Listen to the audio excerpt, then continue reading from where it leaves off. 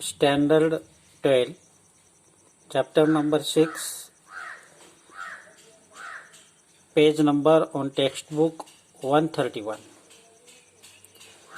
Superposition of waves. We know about wave. In case superposition, that means two or more wave arriving at a point, there is the made construction is called a superposition of waves. In this case, taking initially introduction, this introduction is page number 131. The point is 6.1 introduction. There are mainly two types of waves. We know about waves. We studied in previous class 11 waves, and they classified into mainly two types. One is electromagnetic waves. It is also called as non-mechanical waves. In this case, example is light waves, radio waves, X-ray waves, gamma rays, etc.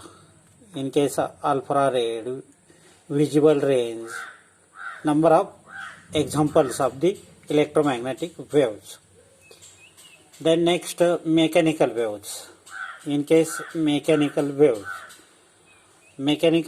are classified into progressive waves.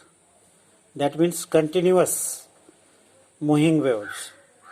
And number two, stationary wave. In this case, it is also called as standing wave.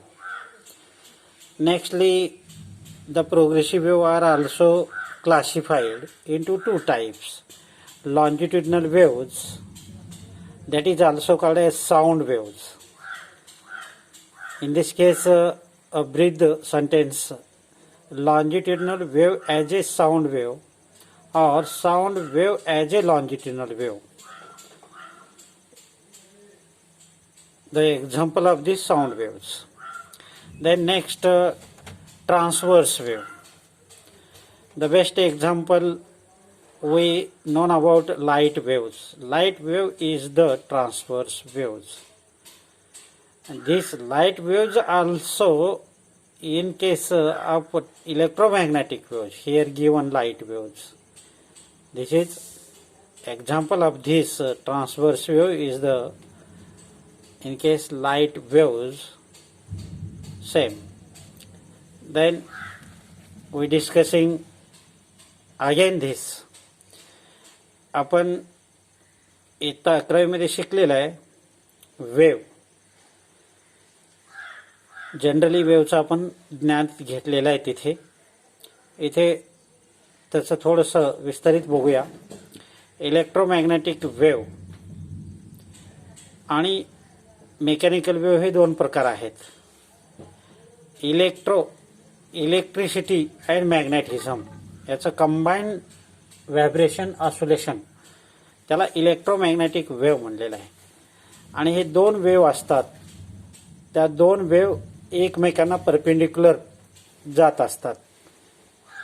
Electric हे vertical up down होते, up down, आणि magnetic त्याच पॉइंटला असं horizontally होत असते आणि एकाच डायरेक्शननी पुढे निघत असतात ते. आणि त्यालाच नॉन मेकॅनिकल वेव्ज असेही म्हणलेलं आहे. तर त्यातले एक्झाम्पल आपण लाईट वेव्ज हे बघितलेला आहे, तो हा इलेक्ट्रोमॅग्नेटिक वेव्ज आहे. नंतर रेडिओ वेव्ज आहे, एक्स रे आहे, गॅमा रे आहे, अल्फा रे आहेत, इन्फ्रारेड आहेत, व्हिजिबल लाईट रेज आहेत. हे सर्वच इलेक्ट्रोमॅग्नेटिक वेव्ज आहेत. आणि त्या इलेक्ट्रोमॅग्नेटिक वेव्जला पास होण्यासाठी, एका ठिकाणाहून दुसऱ्या ठिकाणी जाण्यासाठी मटेरियल मीडियमची गरज नाही आहे. ते मटेरियल मीडियममधूनही जाऊ शकतात सहजासहजी, आणि ते व्हॅक्यूममधूनही पास होऊ शकतात. हे इलेक्ट्रोमॅग्नेटिक वेव्ज असलेले हे आता एक्झाम्पल दिलेले आहे. आता इकडे मेकॅनिकल वेव्ज आहे. मेकॅनिकल वेव्जला मॅटर वेव्ह पण म्हणतात. मॅटर म्हणजे सबस्टन्स, मटेरियल.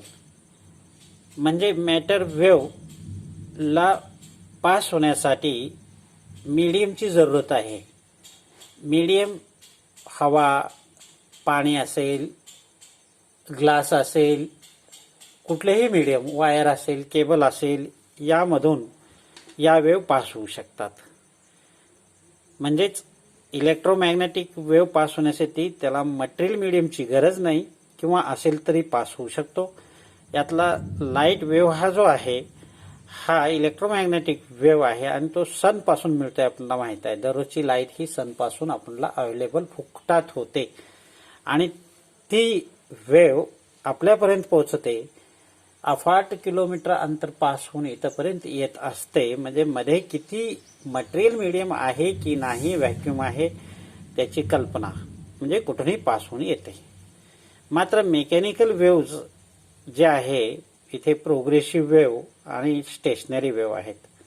म्हणजेच फॉर एक्झाम्पल इथे साऊंड वेव्ह जर घेतला तर त्याला पास होण्यासाठी मटेरियल मीडियमची गरज असते. तुम्ही 8वी 9वीला त्याचं एक्सपेरिमेंट बघितला असेल.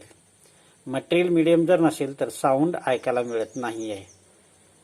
तर त्याला कुठलं तरी माध्यम लागतं, त्या माध्यमाद्वारेच पास होऊ शकते. त्याच्यामध्ये 2 प्रकार आहेत. Progressive wave. प्रोग्रेसिव्ह वेव्ह म्हणजे ही व्हायब्रेशन आपल्याला दिसतात, चालू आहेत हे दिसतात, ती वेव्ह पास होते हे दिसते, म्हणजे कंटिन्युअस मुव्हिंगमध्ये असते, त्याला प्रोग्रेसिव्ह वेव्ह म्हणतो. आणि दुसरा त्याचा अपोजिट स्टेशनरी वेव्ह. इथे 2 वेव्ह असतात. या 2 wave same wavelength, same phase, same amplitude, same time period सर्व असतं, बट अपोजिट डायरेक्शन असतात. या दोन्ही वेव्ह अपोजिट असतात. एक क्रेस्ट ट्रफने जाते तर येणारी ट्रफ क्रेस्टने क्रेस्ट ट्रफने येते अशी, म्हणजे उलट. इथे क्रेस्ट असलं की त्याचं ट्रफ, म्हणजेच आपणाला ती स्टेशनरी वेव्ह दिसते, म्हणजे थांबलेली वेव्ह दिसते, त्याला आपण स्टँडिंग वेव्ह म्हणतो. अशा टाईपचं हे आहे. त्यानंतर प्रोग्रेसिव्ह वेव्हचे 2 प्रकार पडतात. आता ते प्रोग्रेसिव्ह वेव्हचे लॉन्जिट्युडनल वेव्हज. लॉन्जिट्युडनल वेव्हचा एकमेव एक्झाम्पल साऊंड वेव्हज. आणि साऊंड वेव्ह जरी नाव घेतलं तर ते कंसात आपण लक्षात घ्यायचं लॉन्जिट्युडनल वेव्हज. आणि लॉन्जिट्युडनल वेव्ह म्हणलं तर ही ते कंसात एक्झाम्पल म्हणून साऊंड वेव्हच घ्यायचं, हे एकमेव आहे. आता ट्रान्सव्हर्स वेव्ह. आता ट्रान्सव्हर्स वेव्हमध्ये मी इथं लाईट वेव्हज दिलेला आहे, पण ऍक्च्युली तो मटेरियल मीडियम मधूनही पास होतो लाईट वेव्हज, आणि विदाऊट मटेरियल मीडियम मधूनही पास होतो, हे आपल्याला माहिती आहे. आता लाईट वेव्हज म्हणजे फॉर एक्झाम्पल ट्रान्सव्हर्स वेव्ह कसे असतात. एक स्ट्रिंग घ्यायची, एका त्याचं टोक रिजिड सपोर्टला बांधायचं आणि दुसरं टोक आपल्या हातात पकडायचं आणि नागमोडी आकारानं वर खाली किंवा साईड हात काय करायचं, मुव्हिंग करायचं, अप डाऊन किंवा साईड बाय साईड. तर त्या दोरीवर जे क्रिएट होतात नागमोडी आकाराचं, तो नागमोडी आकाराचा जो काही तयार होतो तो ट्रान्सव्हर्स वेव्ह तयार होतो. अशा टाईपचा आपण जनरली आपण वेव्ह संदर्भात इंट्रोडक्शन बघितलंय. आता इथे आपलं चॅप्टर काय, सुपरपोजिशन ऑफ वेव्हज आहे. आता सुपरपोजिशन ऑफ वेव्हज, मग वेव्ह म्हणजे काय, तर त्याची छोटीशी इथे डेफिनेशन दिलेली आहे. An oscillatory disturbance travelling through a medium without change in its form is called wave. बघा काय म्हणलंय, कंडिशन काय दिले बघा. वेव्ह म्हणजे ऑसिलेटरी मोशन आहे, वर खाली किंवा साईड बाय साईड, हे तुम्ही अनुभवलेले आहेत. वेव्ह तयार करताय, हे ऑसिलेटरी डिस्टर्बन्स आहे. आणि ते डिस्टर्बन्स ट्रॅव्हल कसा होतोय त्या मीडियम मधून, ट्रॅव्हलिंग थ्रू अ मीडियम कसा होतोय, विदाउट चेंज, त्याचा काही भाग चेंज होत नाही, म्हणजे जसच्या तसा असतो. In its form is called wave. आता हे कसं सांगावं लागेल आता तुम्हाला समजावून परत, की एखादी वेव्ह क्रिएट होते. आता फॉर एक्झाम्पल पुढचा एक्झाम्पल आहे, तोच एक्झाम्पल मी समजावून सांगतो. पाण्यात ज्यावेळेस आपण दगड टाकतो, दगड टाकल्यानंतर त्या पाण्याच्या सरफेसवर एक गवताची काडी असते किंवा झाडाचं पान पडलेलं असतं. ते झाडाच्या पानाचं काय अवस्था होते, तर तो झाडाचा पान किंवा गवताची काडी, ते जे वेव्ह क्रिएट होतात दगड टाकल्यानंतर, त्या वेव्ह सारखं अप अँड डाऊन असं मोशन करते त्याच जाग्यावर. मात्र ते काडी दुसरीकडे जात नाही आहे, त्याच जाग्यावर अप अँड डाऊन करते. म्हणजे इथे आपण त्या गवताच्या काडीला किंवा त्या झाडाच्या पानाला आपण वॉटर मॉलिक्यूल समजूया.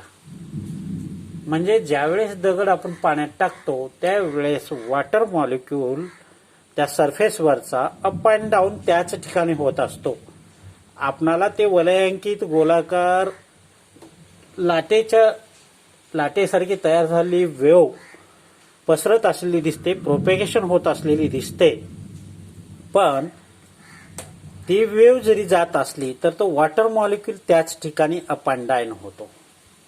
म्हणजे त्याच ठिकाणी आयसोलेट होतो. त्याचा जो फॉर्म आहे, त्याचा जो रूप आहे तो विदाऊट चेंज होतो. म्हणून इथे म्हणले without change in its form. त्याचा काही रूप रंग बदलणार नाही, त्याची पोझिशन चेंज होणार नाही, त्याच पोझिशनला तो राहील. म्हणजेच डेफिनेशन काय, an oscillatory disturbance travelling through a medium without change in its form. Form म्हणजे रूप, त्याचं चेंज होणार नाही, इज कॉल्ड वेव्ज. मग आता तसा एक्झाम्पल बघूया आपण. इथे मी एक एक्झाम्पल देण्याचा प्रयत्न केलेला आहे. हे वॉटर टँक आहे, मोठं तळं आहे असं समजा, हे एवढा मोठा, आणि त्याचा वॉटर सरफेस जो भाग वरचा आहे तो शांत आहे, हलत नाही आहे असं समजा. तर यामध्ये मी एक छोटासा दगड किंवा खडा टाकला तर काय होतं, तुम्ही प्रत्येकाने अनुभव केलेला आहे. पाण्यामध्ये तुम्ही दगड टाकलेले आहात किंवा टाकलेला बघितलेला आहात. ज्या वेळेस पाण्यात इथे सेंटरला जिथे दगड पडतो त्यापासून असा एक सर्क्युलर असं वलय तयार होतो. आणि ते दोन प्रकारचे वलय असतात. एक खोलगट असं तयार होते आणि एक उंचवटा डोंगरासारखा, म्हणजे त्याला कॉन्व्हेक्स म्हणतो आपण. उंचवट्याला कॉन्व्हेक्स म्हणतो आणि खोलगटला काय म्हणतो, अशी हे खोलगट सारखं काय म्हणतो, त्याला ट्रफ म्हणतो. तर अशा टाईपचा हा पहिला ट्रफ तयार झालेला आहे, खोलगट तयार झाला आहे. आणि हा दुसरा उंचवटा दिसतोय पहा इथे, उंच हे गोलाकार, म्हणजे ह्याला आपण क्रेस्ट म्हणूया. मग नंतर दुसरा ट्रफ तयार झाला, हा डॉटेड लाईन. त्याच्यानंतर परत दुसरा हा रेड कलर डार्क कलरचा जो आहे क्रेस्ट आहे. असं अल्टरनेटली क्रेस्ट ट्रफ असं प्रोड्यूस होत असतो. अशा टाईपचा हा वॉटर वेव्ह सर्क्युलर मोशनमध्ये तयार झाले आहेत. मी इथे दोरीसारखं एक भाग दाखवले पहा. म्हणजे हे दोरीच जर एकच, म्हणजे सेक्शन एकच कापून घेतल्यानंतर असं दिसतं आपल्याला. म्हणजे या पॉइंटला तो क्रेस्ट आहे, इथे ट्रफ आहे, crest trough crest trough crest trough alternately produce आहे अशा टाईपचं. तर इथे काय सांगितलंय, when a small stone dropped into quiet surface of water. जेव्हा एखादा छोटासा दगड आपण शांत सरफेस असलेल्या वॉटर टँक मध्ये टाकतो त्यावेळेस काय होत असेल, तर इथे बघूया. हे क्वाईट सरफेस ऑफ वॉटर म्हटलंय, small stone dropped in this water tank. तर हे सर्क्युलर जे दिसत आहेत ते सर्क्युलर वेव्ह क्रिएट झालेत म्हणले. आणि प्रत्येक ठिकाणी जे पॉइंट वरखाली होत आहेत ते ईच वॉटर मॉलिक्यूल म्हणते. मग आता तो each water molecule vibrate up and down. म्हणजे या ठिकाणी हे सर्व प्रत्येक वॉटर मॉलिक्यूल जाग्यावर त्याच ठिकाणी वर खाली असे अप अँड डाऊन होत आहेत. या ठिकाणचा इथेच अप अँड डाऊन होतो, या ठिकाणचा इथेच अप अँड डाऊन होतो. जशी लाट येते तशी तो अप अँड डाऊन होत असतो. म्हणजेच each water molecule vibrate up and down at fixed position. जिथे त्याची पोझिशन आहे त्याच ठिकाणी. But it is not travel from one position to another. परंतु ते एका ठिकाणाहून दुसऱ्या ठिकाणी ट्रॅव्हल करणार नाही आहेत. In this process energy E and momentum P are transferred from one place to another place without migration by water molecule. पहा इथे एक मोठी कंडिशन आहे. काय म्हणलंय, इथे वेव्ह क्रिएट होते, एक ही वेव्ह पसरत जाते, प्रोपॅगेट होते इन ऑल पॉसिबल डायरेक्शन. या ठिकाणी जी काही एनर्जी तयार होते वॉटर इथे जे दगड टाकल्यानंतर किंवा मोमेंटम तयार होते ती पुढे पसरत जाते. मोमेंटम म्हणजे मास इंटू व्हेलॉसिटी. आणि दुसरं एनर्जी ही एका ठिकाणाहून दुसऱ्या ठिकाणी पास होते. पण कशी पास होते? Without migration of water molecule. या ठिकाणचा वॉटर मॉलिक्यूल ही एनर्जी किंवा मोमेंटम स्वतः घेऊन जात नाही आहे. तो काय करतो? तिथे स्वतः त्याच ठिकाणी व्हायब्रेट होतो. मात्र ती एनर्जी, इथे क्रिएट झालेली एनर्जी आणि मोमेंटम तो आपल्या व्हायब्रेशननी दुसऱ्या मॉलिक्यूलला देतो आणि ती एनर्जी आणि मोमेंटम घेऊन दुसरा मॉलिक्यूलही व्हायब्रेट व्हायला सुरुवात होतो आणि त्याची लागण तिसऱ्या वॉटर मॉलिक्यूलला होते आणि तोही तसाच ट्रीटेड करतो आणि तोही त्याच्या शेजारच्या वॉटर मॉलिक्यूलला देतो आणि असं करत ही वेव्ह एका ठिकाणाहून दुसऱ्या ठिकाणी पास होते आणि त्याच्या मार्फत एनर्जी आणि मोमेंटम ट्रान्सफर होतात without migration of water molecule. हे महत्वाचं आहे. नाहीतर तो स्वतः डोक्यावर घेऊन गेला असं नव्हे. तो आपल्या जवळ घेतो आणि दुसऱ्या शेजारला देतो, असं देत देत पसरवितो. म्हणजे अशा टाईपचं हे ट्रान्सफर करतो. Next point, the electromagnetic waves do not require material medium for their propagation. Propagation म्हणजे काय? पसरणे. प्रोपेगेशन म्हणजे काय? एका ठिकाणाहून दुसऱ्या ठिकाणी, म्हणजे सर्व बाजूने पसरणे, याला म्हणायचं प्रोपेगेशन. मग इथे काय होतो? इलेक्ट्रोमॅग्नेटिक वेव्ज जे आहेत, लाईट वेव्ह असेल, रेडिओ वेव्ज असतील, एक्सरे असतील, गॅमा रेज असतील, हे कसे जातात? विदाउट मटेरियल मीडियमनं एका ठिकाणाहून दुसऱ्या ठिकाणी जातात, हे आपल्याला माहीत आहे. हा परत इथे उजळणी केलेला पॉइंट आहे. आता त्यानंतर प्रोग्रेसिव्ह वेव्ह. आत्तापर्यंत आपण पाहिलं ते जनरल टाईप्स, त्याच्यामधला हा प्रोग्रेसिव्ह वेव्ह पाहायचा आहे आपल्याला. आता प्रोग्रेसिव्ह वेव्ह कुणाला म्हणलं आपण? त्याची डेफिनेशन इथे पर्टिक्युलर आहे, ती पाहूया आपण. A wave which travels continuously in particular direction in a medium with constant velocity is called a progressive wave. Progressive wave म्हणजे काय? जी की वेव्ह ट्रॅव्हल होते, प्रोपेगेट होते in a particular direction medium मधून with constant velocity is called a progressive wave. मग आता progressive वेव्हचे दोन प्रकार आहेत. आपण पाहिलं पाठीमागं टेबल जे घेतला होता त्याच्यामध्ये आपण पाहिलेलं आहे की progressive wave are classified into two types, transverse wave and longitudinal wave. Transverse वेव्हसाठी इथे एक्झाम्पल दिलेलं आहे. फॉर एक्झाम्पल, एक स्ट्रिंग घ्या आणि ते एका रिजिड सपोर्टला फिक्स करा, त्याचं एक टोक, आणि दुसरं टोक तुमच्या हातात पकडा आणि अप अँड डाऊन असं मोशन करा आपल्या हाताची. तर नागमोडी आकाराचा हा असा वेव्ह क्रिएट होतो. जो उंचवटा भाग आहे त्याला क्रेस्ट म्हणतो आणि जो दरीसारखा भाग आहे त्याला आपण ट्रफ म्हणतो. क्रेस्ट ट्रफ अल्टरनेटली प्रोड्यूस होत असतो.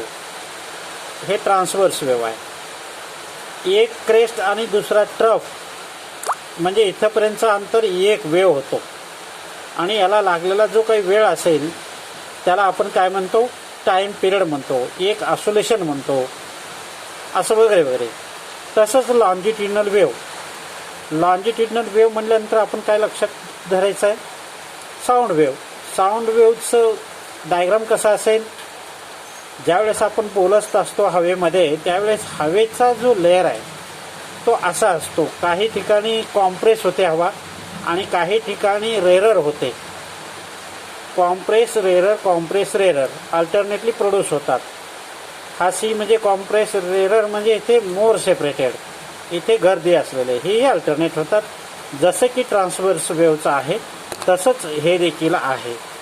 तर अशा टाईपचा आपण इथंपर्यंत इंट्रोडक्शन पार्ट बघितलेला आहे. त्याच्यानंतर आपण याच आर्टिकलमधला प्रोग्रेसिव्ह वेव्हचा दुसरा पार्ट बघणार आहोत. प्रॉपर्टी किंवा कॅरेक्टरिस्टिक्स ऑफ प्रोग्रेसिव्ह वेव्ह दुसऱ्या व्हिडिओमध्ये आपण बघणार आहोत.